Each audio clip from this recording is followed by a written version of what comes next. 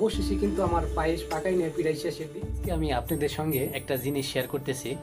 তো আমার জীবনের প্রথম আজকে আমি পায়েস পাকাইতেছি। তো আগে কখনো পাকাই নেই।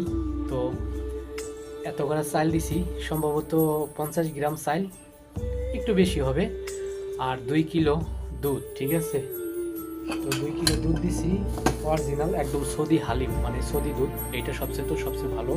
তো দেখেন আজকে আমি আপনাদেরকে দেখাই একটু। তো এই যে ছোট্ট গ্যাসের চুলাই বসাই দিছি, আর এই যে দেখেন, তো পায়েস পাকাচ্ছি। আজকে কেমন হবে জানি না। তো মাশাল্লাহ, ফ্লেভারটা অনেক সুন্দর, এই যে দেখছেন। তো সেই রকম একটা ফ্লেভার হয়েছে। তো 2 কিলো দুধের মধ্যে হচ্ছিল আমি 50 গ্রামের মতন চাউল দিছি। তো আগে কখনো পাকাই নেই, তো আজকে প্রথম পাকাইতেছি। কিরকম টেস্ট হবে জানি না। তো ফ্লেভারটা কিন্তু খুবই মানে দারুণ।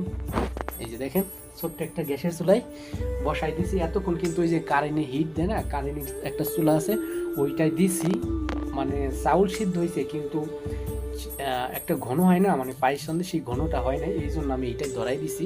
এটাই যদি আমি 2 মিনিট বা 4-5 মিনিট রাখি, তাহলে কিন্তু এই যে দুধ এবং ওই চাউলটা কিন্তু একদম ঘন হয়ে যাবে। ঠিক আছে, দেখেন আজকে কিন্তু জানি না কেমন হবে, মানে নার্ভাস লাগতেছে। যেহেতু 2 কিলো দুধ দিছি, তো 12 রিয়াল নিচে 2 কিলো দুধের দাম। আর চাউল তো ইয়া, আর যদি ভালো না হয় তাহলে কিন্তু আমার এই আয়োজনটাই আজকে বিফলে যাবে।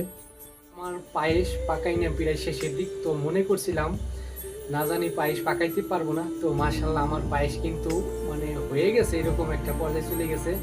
আর ফ্লেভারটা কিন্তু সেই রকম। তো আমি কি কি দিয়েছি এটার ভিতরে, কিশমিশ দিয়েছি, তারপরে হচ্ছে আপনার কাজু বাদাম দিয়েছি, গরম মশলা দিয়েছি, তারপর হচ্ছিল কি গরম মশলা খাল দিয়েছি, তেজপাতা দিয়েছি, আর একটা কি যেন কয়, ওই যে এগুলা তো নাম জানি না, এই যে এগুলা কি কয় যেন, ওইগুলা দিয়েছি। ঠিক আছে, চিনি দিয়েছি। তো এখন ঘন হয়ে গেছে, সেরকম একটা ফ্লেভার।